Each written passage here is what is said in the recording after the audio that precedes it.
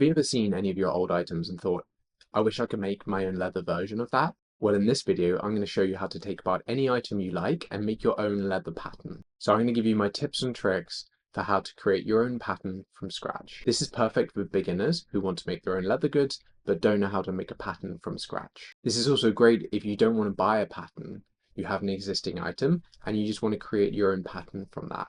The video will be timestamped down in the description, so feel free to skip about as you please. So today I'm going to be using this old sunglasses case as an example, but you can really do this with anything.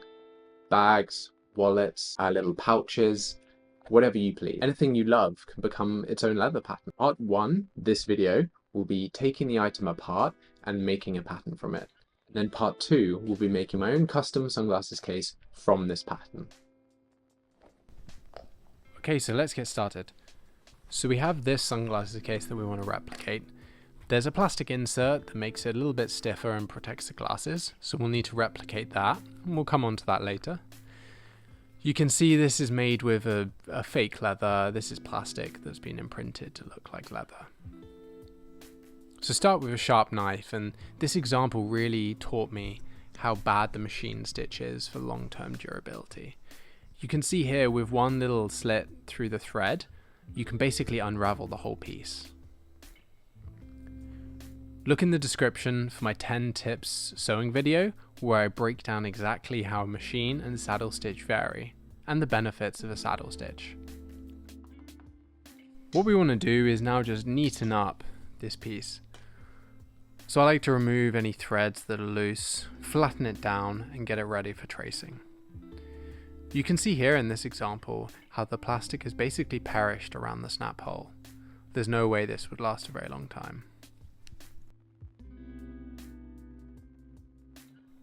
So what you can do, grab some cardstock, anything you've got will do. It just helps when you trace out the pattern and then reuse it.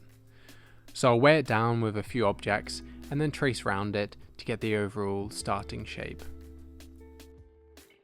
Now a little trick so that you can get the precise locations of those snap holes, put a bit of Sharpie on, line it up and then push down firm. And then you'll get a little imprint. It's a great hack.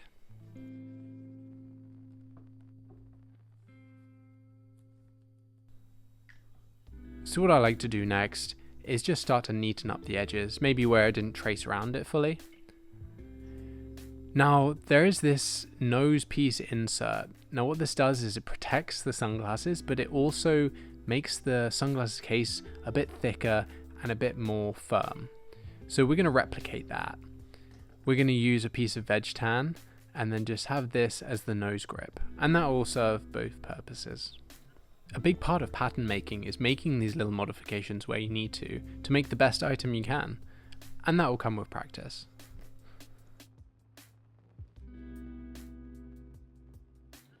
Now what I'm doing here, I'll just lining up this nose piece and trying to work out exactly where it goes, and then sketching it up on my base pattern.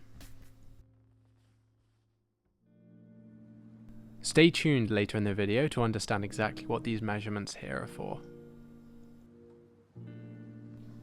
Then just cut it all out. Get your pieces ready for the next stage. And here it really can help to get into those tight corners using a knife. If you got any value out of this, please like and subscribe to the channel. It really helps continue making these videos. So we now have our destroyed old case. We don't need that anymore. What we've got now is our pattern. So we've drawn this out onto some card. We've got the fold line. We've also got the holes. If you wanted to use snaps, you can use it. I'm probably going to end up using a button stud in part 2. Make sure to subscribe and get notifications for part 2, which will come out soon. We've got the holes for the rivets here that will help keep the little nose grip in place. And what we also have here are 2 measurements, so 1 inch and 10 mil. So I'll show you what these measurements are for in a moment. This pattern is now ready to use. You could get a piece of leather, mark this out, and you could just make your own sunglasses case now. But what I'm going to do is I'm going to digitize it, put it on the computer. This will allow me to print it out in the future. It'll also allow me just to neaten up some of these edges and just get a little bit of a nicer pattern that I can save and reuse over and over again. So you can either do this with a scanner, or you can also do this with your phone. So I'm going to use the phone just to show you, because that's much easier. I don't have a scanner here. And that is exactly what these two measurements are for. Once we scan it on the phone, we're then going to bring it into a editing software and scale up the image using these two measurements. So let's dive into that now. Okay, so what you want to do is open up your camera app, take a photo of your item, and then get it onto your computer. You can convert the image and make a smaller file size. That will just make it much quicker to work with. So the software I'm using is called Inkscape. This is an open source graphical image editing app. It works really well. There's a little bit of a learning curve to it, but it can really help elevate your patterns like this.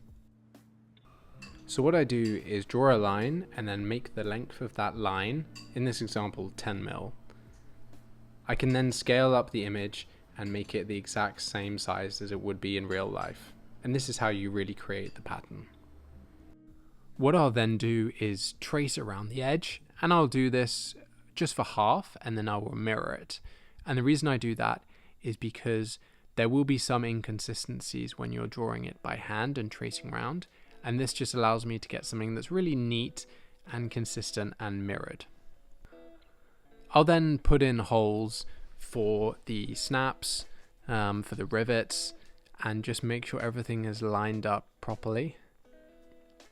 There'll be some distortion when you take the image, so this step is really key, just to make sure you have a nice pattern to work with in the end.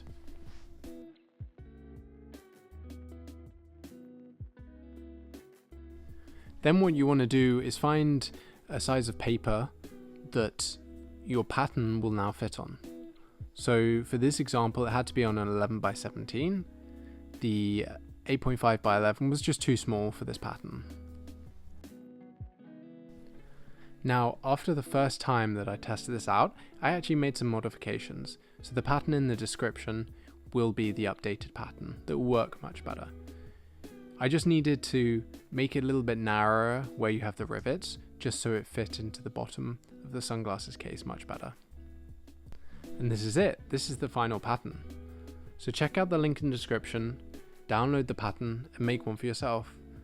And make sure you tag Contour Leather Co on Instagram. We'd love to see your results. Thanks.